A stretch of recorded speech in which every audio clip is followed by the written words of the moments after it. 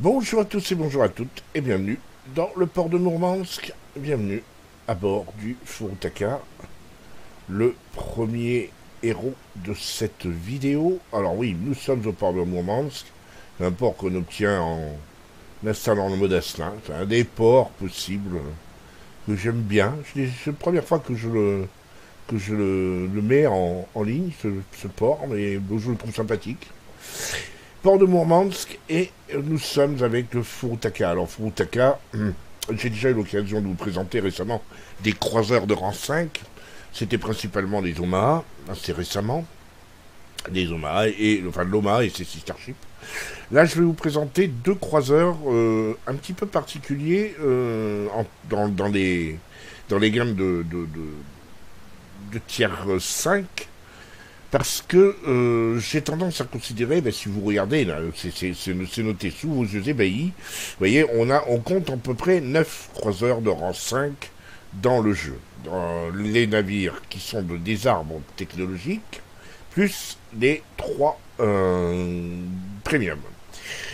Parmi ces 3 premiums, il y a 2 Omaha, qui sont à peu près similaires à l'Omaha, et un Krasny Krim qui est en quelque sorte un navire très proche de l'Omaha en termes de philosophie de bataille et philosophie d'agencement des canons. Reste Königsberg et Milbertin qui sont deux croiseurs qui, comme le Furutaka que vous avez sous vos yeux, ont des canons dans l'axe, des tourelles bien placées dans l'axe, mais qui sont des navires à cadence très rapide. Et l'Emerald, lui, est beaucoup plus, comment dirais-je, bah, lui c'est pareil, il a des canons, pas un peu partout, il a des canons dans l'axe, mais aussi des canons sur les flancs, mais un petit peu moins. Ça reste quand même un navire un petit peu plus compliqué, mais il est à mi-chemin au niveau philosophie d'agencement des canons, à mi-chemin entre le Königsberg des Milbertin et le Mourmansk, enfin des Omaha. Et les deux navires qui sont avec des tourelles dans l'axe et à cadence assez lente, c'est le Furutaka et le Kirov. Aujourd'hui, on va parler que du Furutaka, c'est-à-dire le père du Myoko. Je dis bien du Myoko, pas de l'Aoba. L'Aoba est le frère du Furutaka. On a développé l'Aoba à partir du Furutaka, mais aussi du Yubari, lequel Yubari est l'ancêtre tout à la fois du Furutaka et de l'Aoba. Le Myoko, lui, est une amélioration véritablement du Furutaka. On va donc regarder le gameplay qu'on peut avoir avec un Furutaka, et ensuite on regardera le gameplay qu'on peut avoir avec un Emerald, et on verra effectivement la différence très nette qu'il y a entre ces deux navires en termes de gameplay. Eh bien, c'est parti. Et on est parti. Alors, pour cette première bataille de vidéo, j'ai choisi une bataille que Paulon m'a fait parvenir avec son Furutaka. C'est dans le croiseur japonais. Il est dans une bataille classée sur la map Anno. Et j'ai choisi cette bataille parce qu'elle est, bon, déjà pour le résultat, mais aussi et surtout parce que on a la particularité ici de ne pas avoir de DD ni de porte-avions. Donc on va voir le Furutaka en duel contre des navires argilaudes très rapides, comme l'Emerald et le Königsberg, ou oui, très rapides aussi comme les Milbertin. Ça c'est les croiseurs, et face à des cuirassés assez dangereux, je pense à des gros encaisseurs comme le König ou le Topskaya, ou des snipers comme le Kongu. Paulon, dans un premier temps, on a l'impression que l'équipe verte ne sait pas trop où aller. Habituellement, l'équipe verte va sur A. C'est la tactique habituelle sur une bataille classée. Aller sur A et essayer de verrouiller B autant que possible. Là, l'Emerald s'est donné le rôle du DD, c'est-à-dire qu'il est parti faire du spot, et l'équipe globalement des Verts va plutôt sur C, c'est-à-dire le point le plus éloigné. C'est assez dangereux, surtout si les rouges décident, eux, de faire B et C, comme ils en ont l'habitude, parce qu'ils sont en train de se... On voit que les verts sont en train, petit à petit, de former deux blocs, Polon et le Emerald sont isolés du reste de la flotte. C'est assez dangereux.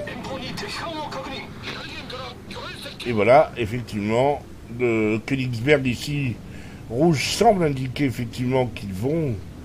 Les rouges viennent ici. Et c'est ce qui se passe d'ailleurs. Ils vont sur C. Polon qui lui a recharge à la paix.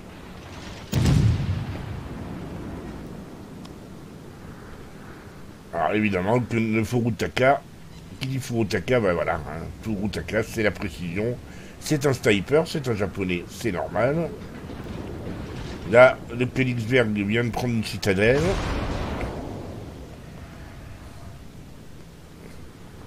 Les deux Emeralds sont en train de se préparer des embuscades l'un l'autre.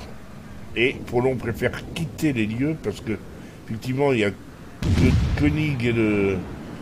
König et le Kongu qui menacent, qui sont assez dangereux. Alors, tirer sur le Kongu, est-ce que ça a porté un seul obus? Et il préfère aller sur A. Je pense que Polon va aller sur A chercher le cap de A, ce ne sera pas inutile. Parce que là, l'équipe verte va perdre un temps fou sans charger d'ailleurs, sans pousser. Va perdre un temps fou à contester le cap C. Au rouge. Donc si Polon prend la manie, j'allais dire l'intelligence, mais faut pas être désagréable, il est intelligent. Je veux dire, s'il a la ruse d'aller chercher A en loose D, il va donner des points importants à son équipe. Des points qui pourraient s'avérer déterminants, d'autant que les rouges viennent de KPC. Hein. L'Emerald vert a finalement lâché l'affaire sur C. Et les cuirassés et autres ne sont là que pour la contestation et toute molle, quoi. Donc il faut qu'effectivement, pour aille prendre un cap sur A déjà dans un premier temps, qui sait, peut-être sur B aussi. Là c'est l'Emerald qui se monte de flanc, c'est bénéfique, voilà. Triple citadelle, frappe dévastatrice, premier sang, voilà Furutaka. Il a calmé l'Emerald, qui avait encore pas mal de vie, hein. Il a bien dépopé. Avec Königsberg sans vouloir venir vers au moins vers sur B.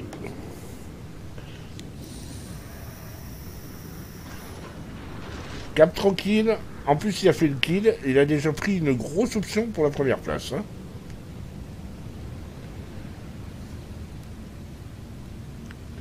À lui de ne pas mourir bêtement. D'autant qu'ils viennent de perdre un croiseur. Les deux Emeralds qui ont disparu. Du coup, voilà, il a capturé tout seul. Donc ça lui fait un point maximal. Alors maintenant, il faudrait chercher le Königsberg, s'il peut. Là, il prend au large. C'est pas très utile. Mais je pense qu'il aurait pu prendre beaucoup plus serré et aller chercher B. Personne ne lui aurait rien dit. Il se serait peut-être même fait voir par personne. Mais je pense qu'il a dans l'esprit d'aller de shooter le Königsberg, tout simplement.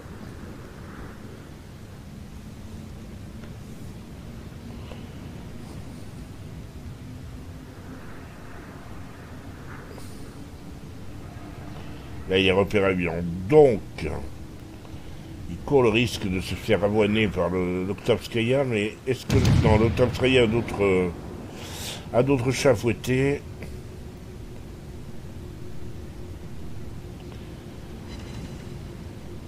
Et le fait qu'ils aient les rouges et KPC longtemps avant que Polon puisse prendre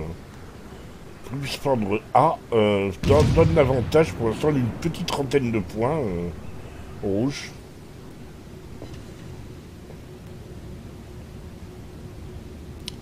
Ils sont deux à lui tirer dessus. Méfiance. Je pense qu'il y a le Königsberg, il doit y avoir un des deux cuirassés.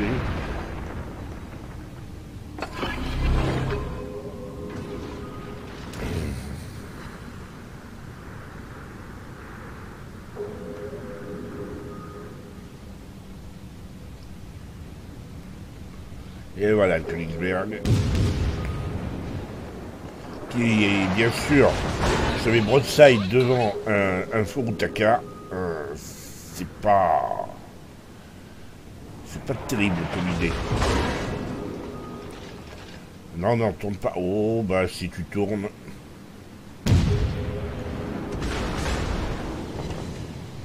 Voilà, encore une bonne châtaigne. Attention, torpille de gauche maintenant. Et ça, Apollon le sait.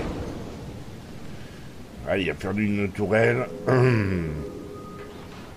Là, il tourne plus, là, il faut Takar, mais là, il a le témoin de la montagne.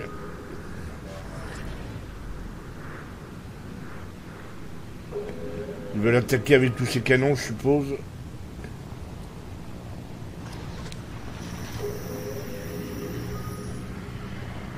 Attention, ouais, Königsberg l'attend. C'est une grosse erreur, hein. Il est broadside, il attend. Je présume que... Voilà, les torpilles du Königsberg. Il a commencé à démarrer, puis il s'est arrêté. Résultat, voilà les torpilles du Königsberg. Maintenant, il n'a plus qu'à attendre qu'elle passe. Et puis sortir. Le Königsberg va se faire exploser. Ça, je vous l'annonce. Apollon va sortir le Königsberg. Voilà, il n'y a plus qu'à attaquer. Maintenant, sortir.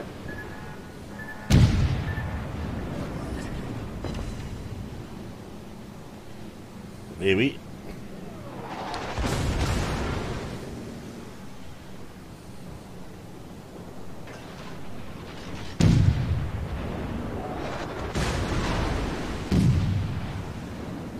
Et boum. Voilà. Alors on a presque... C'est pas une bataille, un combat d'échecs. On a plus l'impression d'être en train d'assister à un film de canapé d'épée. Vous voyez, un escrimeur qui élimine les ennemis les uns après les autres. Alors évidemment, le pack des trois cuirassés qui est... bah, il est plus ensemble. Les trois cuirassés ne sont plus ensemble. On a deux duos chez les rouges maintenant. Et là, les verts sont en train de prendre davantage parce qu'ils sont en train de KPB en force. Et les rouges ne le contestent pas. Ils ont du mal à le contester. Les Bertin, l'Oktovskaya le vise mais n'arrive pas à le choper. Et vous remarquerez que le Furutaka joue avec les îles. Et ne va pas prend pas le risque d'aller défier l'Oktovskaya.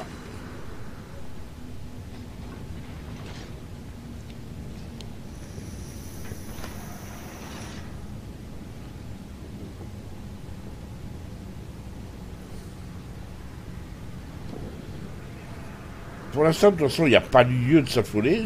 C'est les verts qui mènent. Les verts qui ont l'avantage. Et maintenant, Apollon fait une sortie, peut-être à la torpille. Peut-être profiter de ce que le Tovskaya est occupé, mais j'ai l'impression qu'il il va nous tirer dessus, le Tovskaya. Il a des tourelles tournées vers lui, j'ai l'impression. Ceci dit, s'il tourne les tourelles vers lui... Ah non, il n'avait pas le bon. S'il est tourné vers lui, il offrirait son flanc au cuirassé qui est juste là, c'est le König, je suppose. Non, c'est le New York. Non, c'est le Kongu. C'est le Kongu. Je les aurais tous fait. C'est le Kongu qui est dans B. Et Apollon qui s'éloigne de plus en plus de l'Oktovskaya. Comme l'Oktovskaya est en train de tirer sur le Kongu, il peut lui tirer dessus. Apollon peut lui tirer dessus sans craindre les représailles. Voilà. C'est tout simplement ce qu'il faut faire quand on a un croiseur à gros reload. Un petit roll aussi, remarquez, un petit reload aussi. Mais à gros reload, surtout quand on s'attaque à un cuirassé, il l'encercle, tout simplement. Il se met dans son angle mort, et puis en avant, quoi.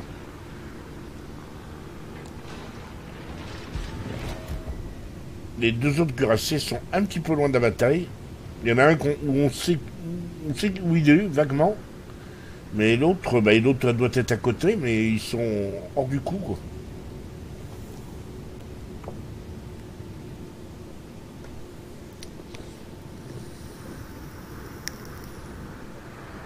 Voilà, l'Oktovskaya est en train... voilà, il décide de quitter cet angle. Voilà le Kongu, attention, danger. Le Kongu a quitté son allié. et vient renforcer le Tomskaya et Vilvertin. Il est vrai qu'il faut qu'ils fassent quelque chose, les rouges, parce que là, sont en train de perdre, tout simplement.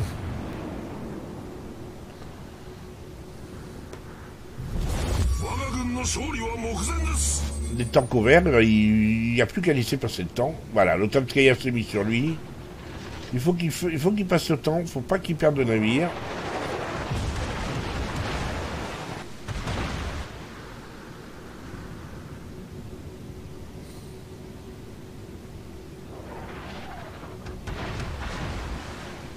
Il est plus vu. Donc il peut choisir dans quelle direction il va aller avant de tirer. Alors il s'éloigne de la bataille.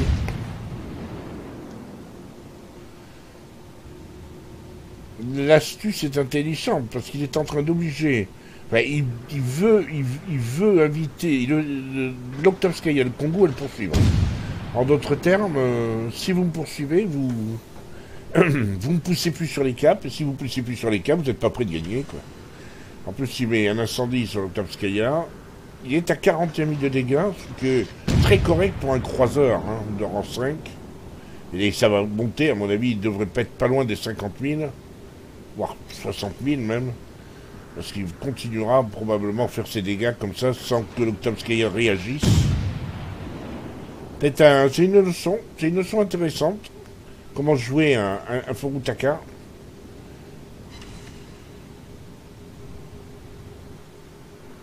Même s'il a un peu de blindage, et son blindage c'est que le blindage d'un croiseur, le Furutaka est un navire, il vaut mieux éviter de se faire prendre en grippe par un cuirassé, même un Oktovskaya.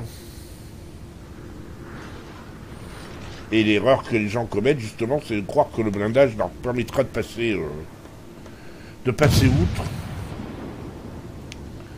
Un Kongu peut faire très mal en deux salves, peut détruire un Furutaka. S'il a un peu de la RNG avec lui, s'il a un peu de chance, c'est tout à fait possible. Voilà, attention, parce que l'Oktovskaya est en train de tourner et va représenter ses tourelles de son côté, il pourra tirer.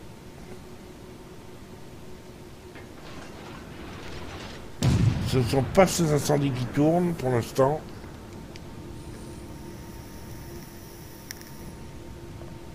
Il a de la chance parce que les deux cuirassés sont côte à côte, mais aucun ne s'occupe de lui. Et le Kongu va sortir.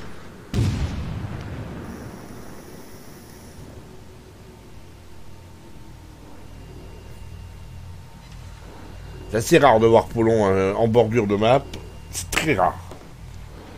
Attention, parce que la salle, elle est dangereuse.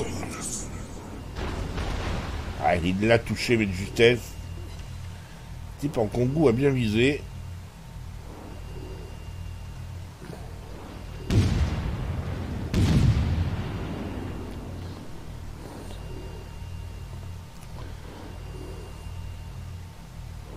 Dommage. Il n'a pas réussi à le sortir. C'est de New York.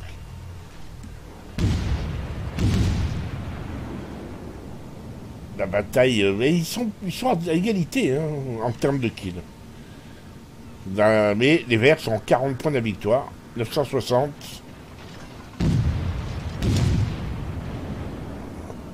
La situation a été particulièrement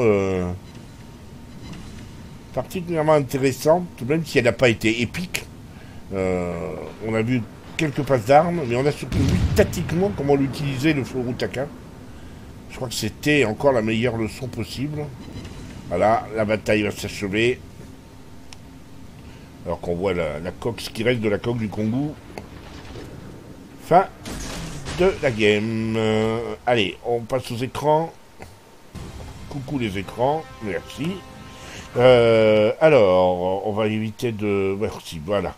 3698 d'XP. Frappe dévastatrice et premier sang. 62 coups au but, 48 000 de dégâts, presque 50 000. 2 kills, 4 citadelles, une base capturée. Bah, c'est tout à fait bien, 2 kills, c'est excellent. On voit la différence entre le premier et le deuxième dans l'équipe des vainqueurs. 400 points d'XP de base de différence, c'est énorme.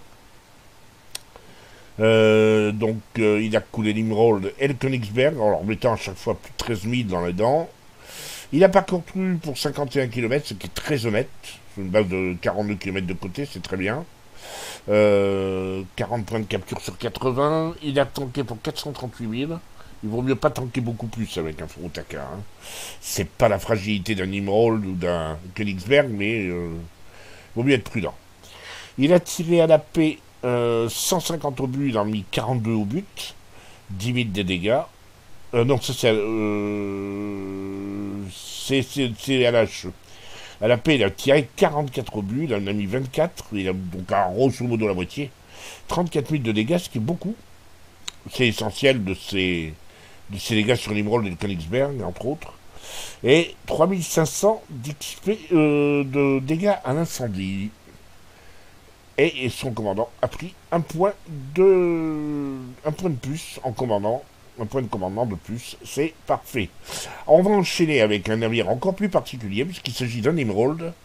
Et bien c'est parti.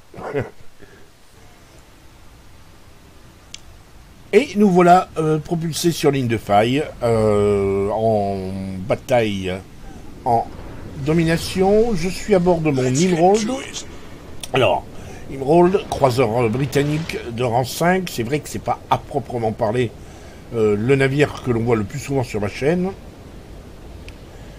Et j'avais envie de faire une bataille tier 5 avec des navires un peu atypiques. J'ai commencé il n'y a pas très longtemps, je vous ai mis une bataille avec des Omaha et ses sister ships. Mais les Omaha sont des navires assez qui ont beaucoup de qualité. L'Emerald, c'est un navire qui a des qualités, mais un peu cachées. Alors, je suis tout seul, je suis à bord de mon Emerald, je suis sur une bataille où il y a 2 cuirassés, 5 croiseurs et 5 DD, essentiellement des tiers 5, 6, et quelques tiers 7 égarés. De mon côté, c'est un York et un Shorts, et du côté des méchants, c'est un Ilina et un Fidji. On peut se méfier du Fubuki, et bien sûr des DD en général. Mais le rôle de l'Emerald, c'est avant tout d'être un chasseur de DD, comme tous les croiseurs britanniques dans le jeu. Ce sont des croiseurs légers qui sont faits pour être des supports de DD et des chasseurs de DD. Et c'est très précisément ce que je me propose de faire. Et si je mets cette bataille, d'ailleurs, c'est un petit peu pour ça, parce qu'on va voir l'Emerald véritablement dans son œuvre, dans son rang. Donc là, je soutiens le Nicolas, mais comme vous pouvez le constater, je freine, parce que j'ai vu qu'il y avait un croiseur derrière moi, le Shorts, et je me dis qu'il n'y a pas de raison, il a un gros reload, il a une grosse puissance de feu, et ce serait bien que ce soit lui qui se mette à mon niveau, voire qui passe même devant. Mais c'est pas précisément tout à fait ce qu'il me propose de faire. Alors, bon là je recule, parce que je vois quand même qu'il y a un Lagalissonnière, un Fidji. Je veux pas m'avancer trop et voir que le Shorts lui a fait demi-tour et nous plante là avec le Nicolas. Mais je veux pas laisser le Nicolas tout seul. Ça fait quand même beaucoup de je ne veux pas. Donc je reste branché sur le Fidji, qui est le plus dangereux du lot quand même, hein.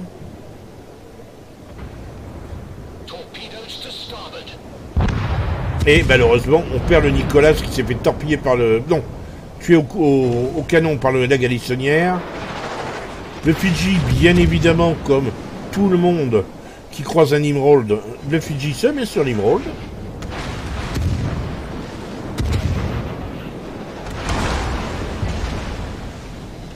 Voilà. J'ai réussi à une petite escarmouche avec le Fidji en lui descendant un peu et en prenant pas trop de dégâts, ce qui est plutôt sympathique. Le Fidji qui s'est empressé de se cacher dans la petite passe où il va croiser l'Icarius, et donc ça risque d'être chaud entre les deux. Il y en a un qui va pas le supporter, et c'est l'Icarius qui ne le supporte pas.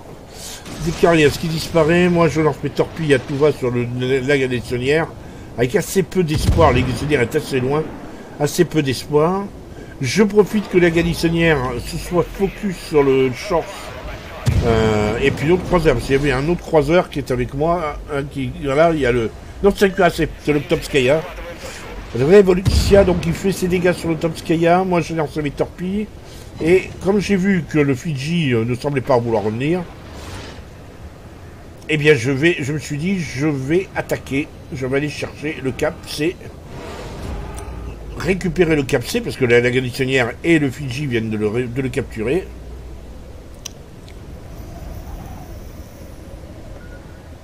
Allez, torpille du la garnissonnière. Et voilà Nakasta. J'avais pas oublié Nakasta. J'ai dit que non. Là, je vais me bitcher, ça va me sauver la vie. Là, j'étais en vision, en tunnel vision, hein, voilà, comme vous pouvez le constater. Et là, je me suis un peu empalé sur l'île. Mais ça m'a quelque part sauvé la vie. Parce que si j'avais contourné le coin, là, le petit rocher, j'aurais probablement pris au moins une torpille. Donc, tout est bien qui finit bien. Je suis toujours en première ligne avec mon Emerald. Mais ça me gêne plus tellement. Sauf que ce qui me gêne un peu, c'est que le Shorts ne semble plus vouloir venir avec nous. Le Topskaya, lui, continue à attirer les regards du Fidji. Et là, boum, je sors le Fidji. Ça, c'est les torpilles de la Casta. Même si je lui ai pas enlevé beaucoup de vie pour le sortir, je suis assez content de mon coup. Et maintenant, il s'agit de faire fuir la Casta pour récupérer. Et là, je fais parfaitement mon rôle de croiseur britannique. C'est-à-dire que les AP anglaises sont des AP améliorées. Elles font très mal au cuirassé. Il y a très peu d'overpen. Enfin, il y a de l'overpen, mais c'est assez rare. C'est vraiment des AP qui tapent et qui font mal. Donc le tout, c'est de lui tirer dessus autant que faire se peut pour l'obliger à s'enfuir et à me laisser caper tranquillement. Donc, pour ce faire, demi-tour. Enfin, demi-tour. Je change de cap et je vais dans le nuage de smoke. Voilà. Pendant un temps, voilà, je ne suis plus focus, j'ai la paix, on ne tire pas dessus.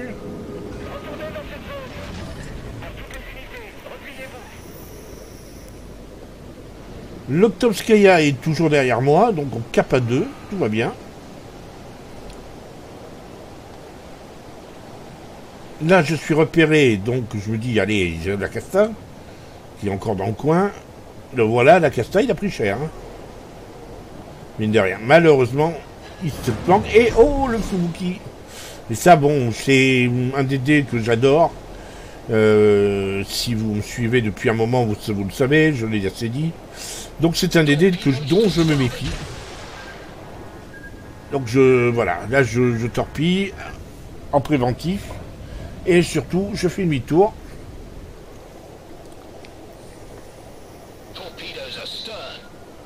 En même temps, vous remarquerez que comment dirais-je, je spot des torpilles pour mon Octopskaya. Les torpilles du Fubuki qui sont extrêmement bien lancées, comme vous pouvez le constater. Et là, on va avoir une petite leçon de dodge gratuit. J'ai beaucoup de chance. Hein. Hop, voilà. C'est passé juste sous la quille. L'Octopskaya, lui, qui me regarde. Bon, il a évité les torpilles. Oui, c'est la classe, si tu veux. Je sais bien. Et je fais demi-tour avec l'idée d'aller accompagner l'Octopskaya Revolutia.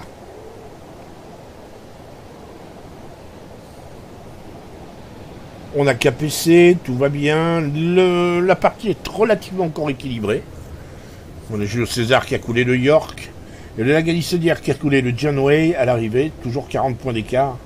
Grosso modo, hein, 34 points, 40 points. C'est très variable. Donc je suis avec le Topskaya. Voilà.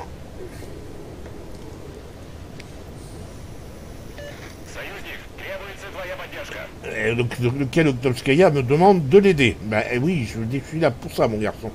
On se détend. Donc je vais passer devant, parce que c'est mon job. Mon but du jeu, ça va être d'aller chercher, comment dire, de faire du spot. J'ai pas le choix. Il faut que je fasse du spot pour le Topskaya. Ah là, les torpilles, ça c'est une torpille 3. Ouais, il y a peut-être celle du Fubuki. C'est peut-être celle du Fubuki. Donc il est temps d'aller chercher celui-là.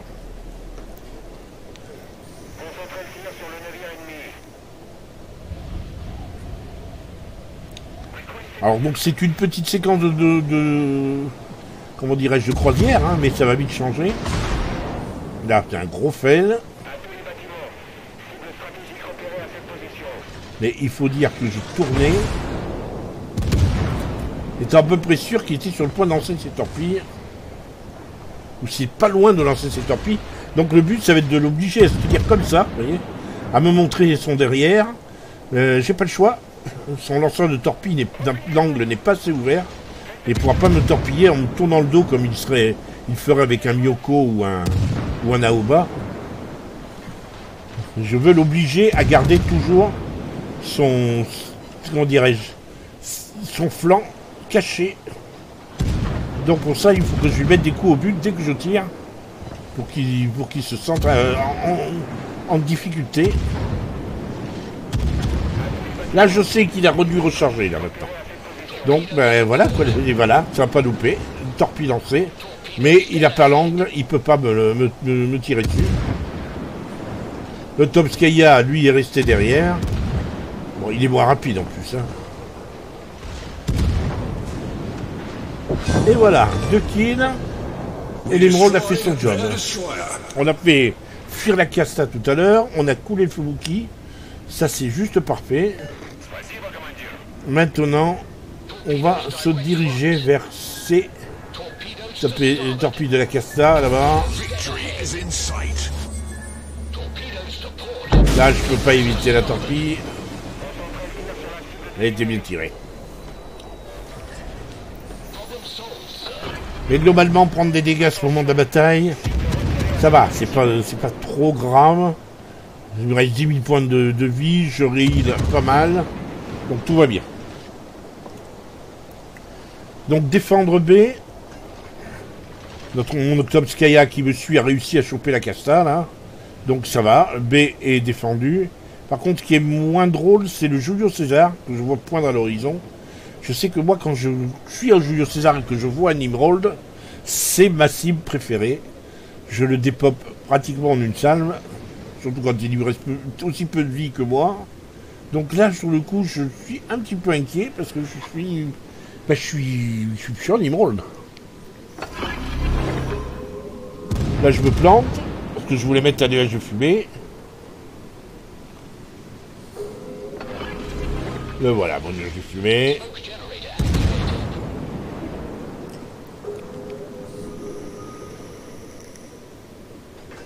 J'essaie de l'étaler un petit peu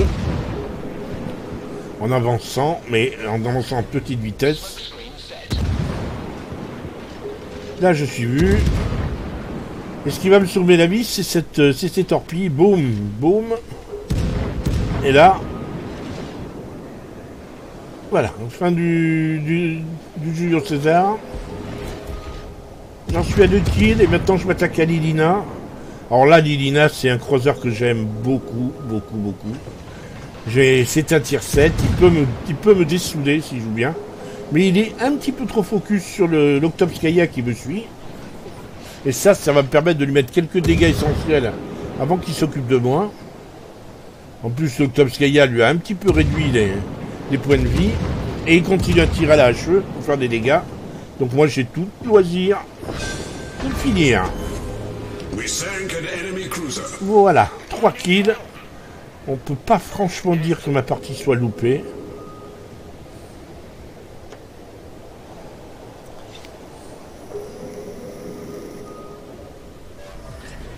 J'ai même presque l'impression d'avoir fait une bonne partie avec un Emerald. Déjà, finir une bataille en tier 7, il y avait quand même des tier 7, et la finir vivant, c'est parfait.